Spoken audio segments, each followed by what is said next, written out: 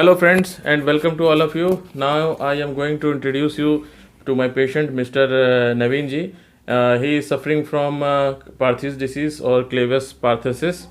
As you seen that in this case the head of the femur is damaged and the neck of the femur is also reduced. I have given him the medicines from the last 1 month. He is getting very good results in the last 1 month, and after completing the 1 month medicines he get released near about 50%, and after taking the first sitting he is getting relaxed near about 70%.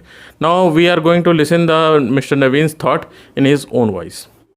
How much relief you are getting right now? 70% approx. 70 to 80%. Yeah. And how can what about your balance, what about your gait, and what about your pain? Balance is approximately normal. Okay.